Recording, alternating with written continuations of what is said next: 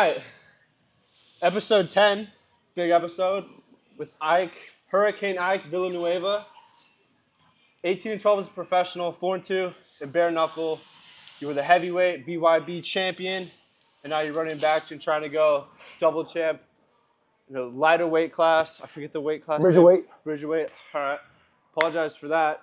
The first thing that I want to talk to you about is like going from MMA to bare knuckle, because like going from like 16-ounce gloves to the 8-ounce practice MMA gloves for me was like, I felt like I haven't trained a day in my life, and I'd been comfortably sparring for 3 years at that point. So like going from like boxing to MMA, what was it like going bare knuckle the first time? Man, it's just well more to do, man. Swinging and banging has been my mojo since day one. Yeah. As you can say, my UFC career, MMA career, was all stand up anyway. Yeah. I did MMA because it was an easy way to make money when I first started. So I stuck with that. Always had hands. My boxing was always on point. Always had a strong right hand. But my check hook was my money shot. Yeah. And as I get wiser and I get to my unk status, I'm on young bucks, they call me unk now. Yep. I'm just more wiser. I have more experience. I know how to sucker guys in. Guys think I'm old because I'm 41. But come inside, I still got that 25-year-old power. Like I said, I'm built Ford tough. But like I said, going from MMA to bare knuckle, pinpoint accuracy, no wasted shots. Yeah. You gotta know how to slip, and you better counter with some mean intentions. Because you come to a lollygag here, you're gonna get hurt. Pretty much everybody I beat, they try to lollygag with me, and they got finished early. All my wins have came in first round knockout, except when I won the title. But that fight when I won the belt, it was a bloodbath. I mean, y'all go check that out. Yes. BKB, Ike versus DJ Linderman, and I had DJ choking on his blood. He was basically evacuation from the hurricane. He was running south. He ran straight to the corner, which was awesome because, like I said, bare knuckle. That's that high, like here. You can't explain that. It's the realest of the real. Like it's crazy. Like again, just to talk. Like I remember the first time I ever sparred in MMA gloves here, and I got hit with a jab, and I was like, oh. Fuck. Because, like, in these gloves, I mean, not your jabs, but my buddy's jabs, I can get hit, and I can be like, oh, I'm fucking bad, right? And then, like, one shot with the MMA glove, I'm like, fuck that. And, like, going from 8-ounce to 4-ounce is so big, so I can't imagine, like, you can't have any lapse in judgment at all at bare knuckle because everything has to count that you get hit with. Exactly. Like you said, you fight bare knuckle, man, it's easy to get caught in quicksand. Yeah. When shit goes wrong, everything's about to go wrong because it's bare knuckle. There's no protection. I mean, you can block shots all you want, but when a big boy throwing heavy hands at you, I mean, there's no stopping it. You still feel the force. Like I said, you really got to be on your A game. And like I say, you first start training, when you get hit with boxing gloves by a true professional in the nose, bro, your sinuses start running. You like, get teary-eyed real quick. Like, did you see that? And that's like that's a fun game to me now. It's like, man, I love to compete. I got fire. I'm still destined for greatness at my age. And my job is just to motivate my friends, my teammates, and especially my kids at home that through all my bullshit, through all my whole career, there's no excuses. I can still get it done. I run a business. There's no excuses. I still come here and put in the work, man, because like you said, there's no shortcuts to greatness. You try to shortcut it, man, you already know how that goes. You can be a has-been. Yeah. And you're still talking about my name 20 years in the game here. I'm a legend here. So. Yeah, for sure. So to touch on, like, I should have touched on this already. You fought Fury, shout out Fury here locally. You fought in Bellator, you fought in UFC. And you didn't just have you didn't just have 1 or 2 fights in the UFC. You had 6 or 7 fights. Yeah. So, like, to touch on your UFC career, what was that like, I guess, being able to make it to, like, the pinnacle of the MMA world, like, because I don't know if they had the UFC Apex at that point, so it was all, like, big events. Like, what was that experience like for you? Man, being able to get to the UFC at my age, which I got there like at 35, my accomplishment says I did it my way. All knockouts. I always told everybody, I'm a blue collar worker. So I always told my fans, the people who work with me, if you come to watch me fight, I promise you I will not take a guy down. You're going to get the price of admission. You come to watch me fight, I'm going to stand and bang. And I did it my way, and I got it to the UFC my way. And nobody can take that from me. Right. I had probably one of the greatest knockouts in Abu Dhabi Fight Island history, which I made ESPN top 3. And, bro, just being able to do that at my age and say I did it my way, hell yeah. Yeah. I mean, don't stop somebody who's pissed off for greatness. There was no shortcut in what I got there. No, I earned my contract. It wasn't given. I had to earn it the hard way, and I knocked a lot of people out. But taking part where I started here locally. You know, when I started, now guys, they have options. When I started with Crew Bob, we had to go to Dallas. I had to go to Amarillo for Shark Fights, which Shark Fights was the biggest promotion back in 2008, 2009. 40-foot octagon. They had a cage at 40, the biggest cage I ever fought in, but it was huge, bro. I had the opportunity to fight 4 times for them. I went 3-1 with them. But, dude, we broke the tennis record. Bro, this is back in 2009. We fought in a cow pasture. You had a big-ass cage in Amarillo, Texas, and about 20,000 fans just standing up going crazy. Just imagine, like, at that time, Don Fry was with us at Shark Fights. All the big names. Everybody started at Shark Fights. Yeah. And like, do your homework on that one. That's a big promotion. I mean, it sucks that they fell through. But hey, man, that was a memory of a lifetime for me, man. Because I started the hard way, but I'm still going. That's even more impressive that you made it to the UFC so late in your career. It also speaks to like your mindset and your attitude to not quit. Because like you came in, like you were in the UFC. What I would call like the modern age of UFC, where everybody was fucking good. It wasn't a jiu-jitsu specialist and this specialist. Like you came in when the game had already evolved so much, and you started back when it was like really early on. So that's fucking insane that you managed to make. So that had to be super special. Like when you got that call and you got like your first UFC contract to be able to go up, like that has to be amazing. Oh yeah, fuck yeah! Because man, during that time, bro, you know, the world wasn't doing too great, and that lit a fire, like because. No, I knocked out 2 UFC vets to get that call. And to finally get that opportunity, bro, it's like you made it to the NFL. You know, at my age, I still made it my way. But like you said, it evolved. Like, once you're there, I was still working full time because I have kids. My kids didn't ask to be born. Yeah. This is my dream that I still push. But I made sure to take care of my family while I still pushed my dream, working full time. And there was no sacrifice. And I still did it my way. So when the guys say I fight full time, I don't get an opportunity, it's fucking bullshit. Because I worked 60+ fucking hours. I trained 7 days a week. There was no quitting. I mean, just Google this shit. I mean, excuse my language, but that's the way I speak realist. I'm a real motherfucker. But like I said, there's no excuse. If you're training full fucking time and you can't get a shot, it's because you're cherry fucking picking. You can't finish that fucking fury, and fucking hang them up. I just had to let that be known. No, it's that's insane to think about because you see how much effort you put in, and I had. A conversation with my boss, who was a D1 wrestler. So it speaks to like his athletic pedigree. He can weigh in on this conversation. But he was telling me, I talked to you about this. The only difference between the elite people and the people who are at that not mediocre, but like that lower professional level is hard work. And I was like, no, it's natural talent. Some people are just better than others. And you're like, no, it's just dog. Yeah, you got to have that grit. You got to have that fire. And you get, what do you say? You gotta have something to fight for. A lot of people, you know, if you ain't got nothing to fight for, like you said, you get taken down and your coaches are screaming at you, get up, get up. But if you got nothing to fight for, you're like, man, fuck this. I'll try again later. Fuck that. People are watching. People are paying to see you fight. You're just gonna fold? Fuck that. Get up. It's a dog fight, man. In this world, it's not fair, but you gotta go get it, man. Too many generations weak-minded. They want handouts. Hey, go fucking take it. It's as simple as that, man. It's real talk, man. Just go take it. But that's just my mentality in life. You want it, go get it. Yeah, no, it's been. I mean, I see you in here training all the time. We just sparred. I think that's the hardest I've ever been hit consecutively.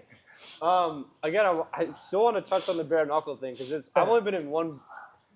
No, I've been in 3 bare knuckle fights my entire life, and all of them were during hockey games or practices with my teammate, and those are all in a flash that like you don't realize what's happened.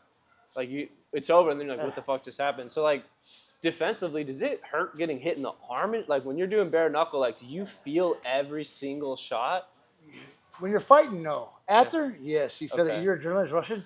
But take it in mind, I fight in BKB, which was formerly known as BYB. Now with BKB, it's a trigon. It's a fucking triangle. Small. There's nowhere to run. If you take 2 steps back, you're on the ropes. Yeah. So you gotta know how to clinch. You gotta be a dirty boxer, but you gotta fucking know how to box and move. But like I said, dude, I've been watching boxing my whole life. I know the techniques, how to hit you in the body. I'm hit you in the body. If I hit you in the body, you gotta know where to run. You can't move. Yeah. I mean, the last guy I fought hit with the body shot. He goes, He sent me a snap. He goes, "Don't show nobody this." He had the fucking biggest bruise. It looked like a lost planet. It was purple, like poor guy.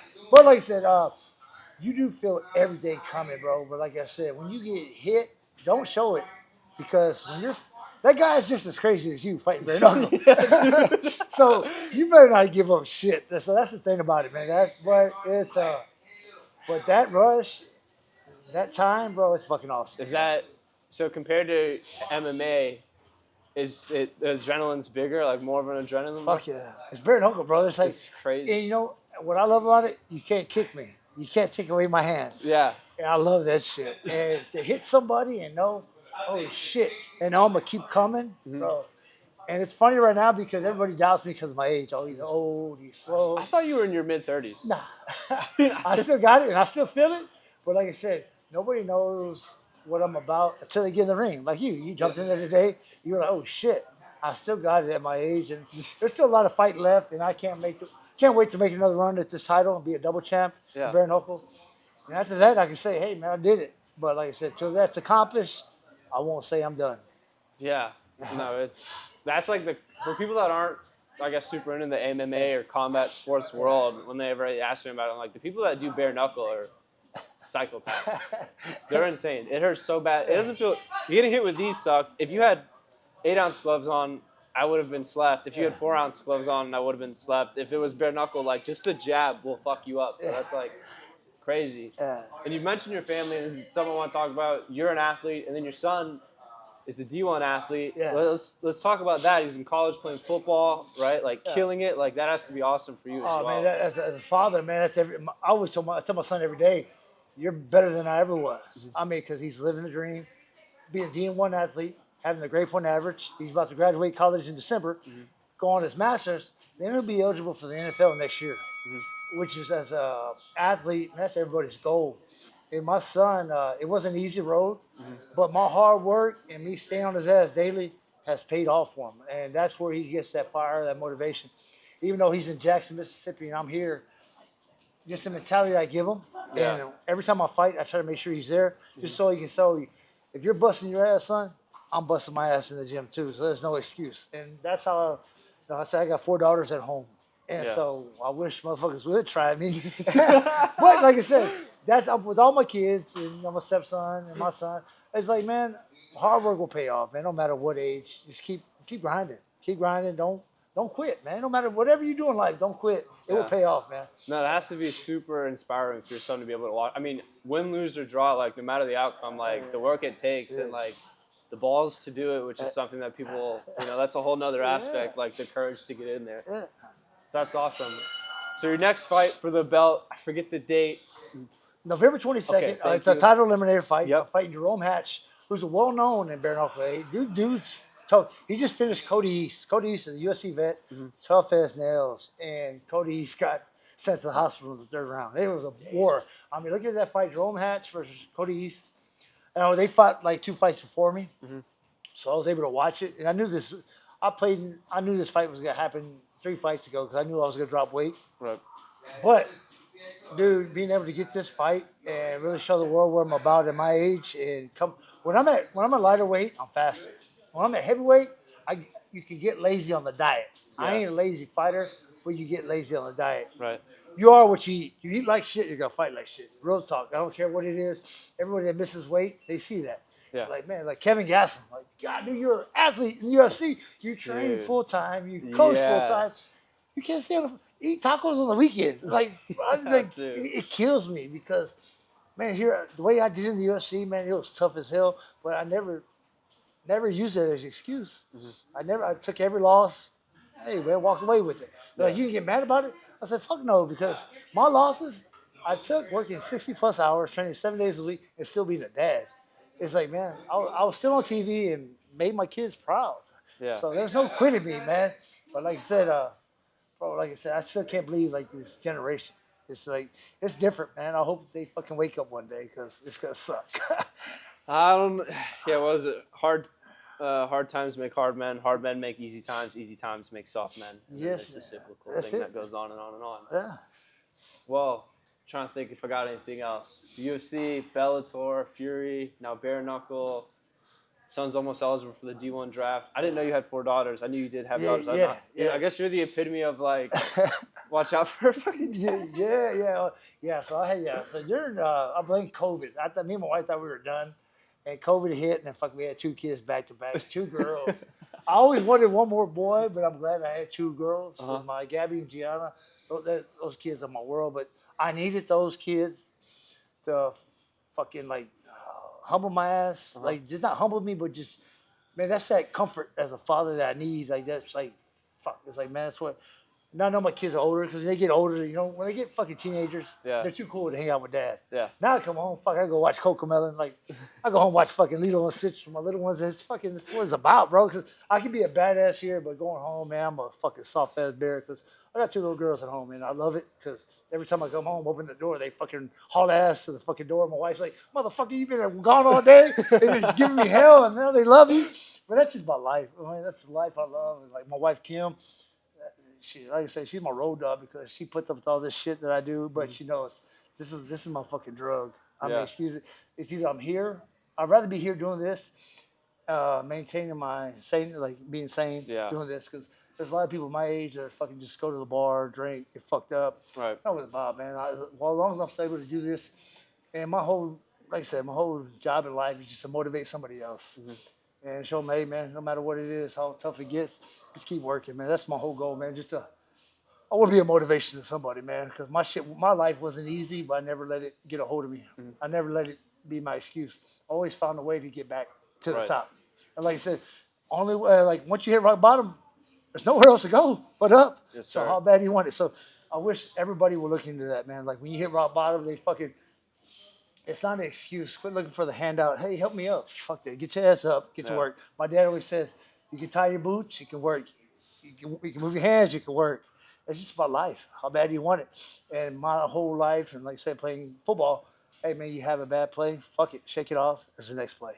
And that's just the way, that's my life. You kind of have to, especially in your profession. It's like, because people, I guess before I started coming here, I thought that every fighter took a loss like the most devastating thing that's ever happened to them. But the more I've been around it, it's kind of like, it is what it is. Yeah, exactly. Because this game, it's not a machismo game. It's an art. It's a true martial art. You were better than me that night. I mean, like I say, everybody, my loss, I took it on me because I did that wrong. I should do this.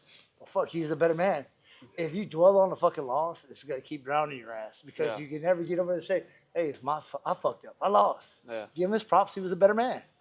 And like I said, man, I met some of my best friends, Larry Crow, Artenius Young. I fought them.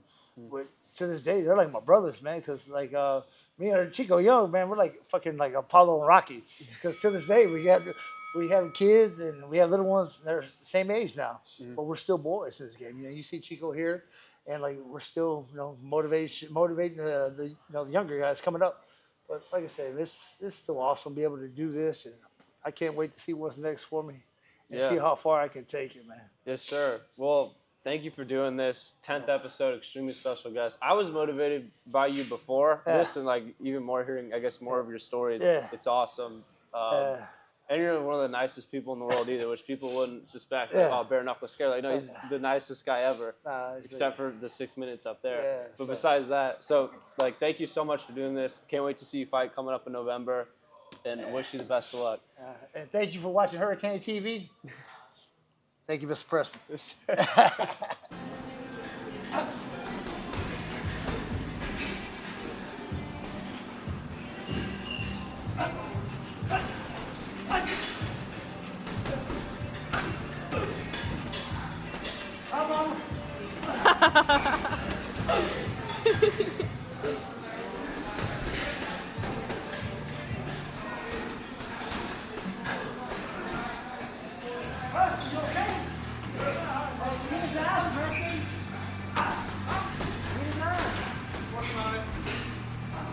Let him know ICE is here.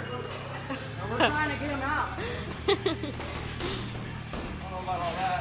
Yeah, I might not know that. That's nice. What's your name, that's nice? Ethan. Yeah, they tried to get me out. I just said my name's Ethan. They leave me. What?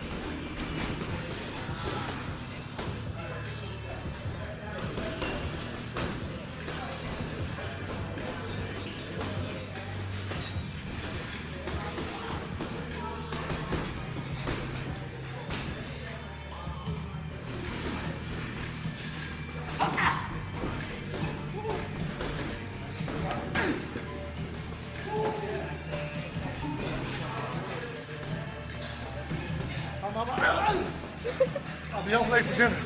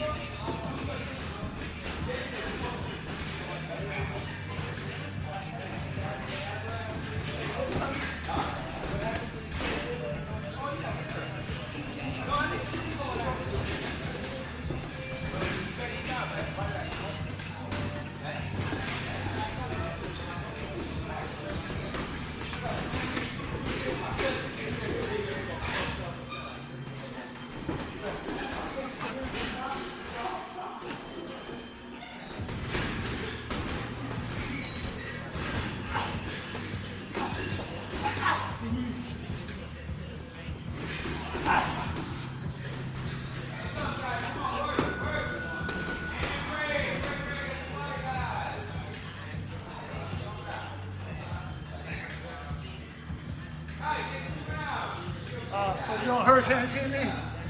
My guest today is Mr. Preston.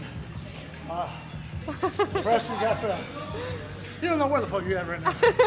But I'm the professor in classes in session. So, welcome to Hurricane TV. He's not even trying to hit me hard. It's hurricane season. Hurricane season. I thought hurricane season was over. Nah. We got category 5 right here. Watch this. We'll have to regenerate brain cells before I do this. Dude.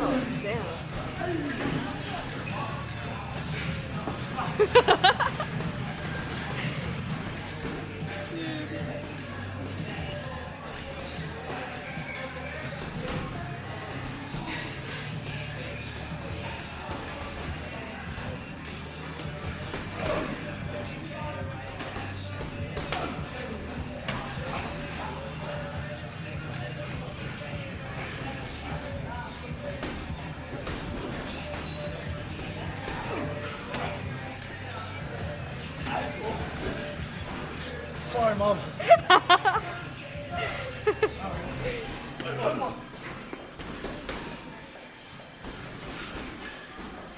So it feels like we can dirty box.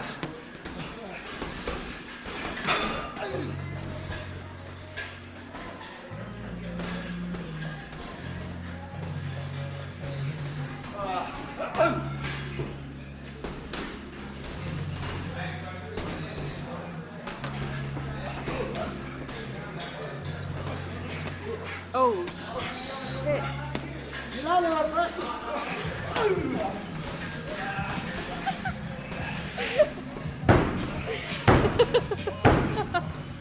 If you smell the rock!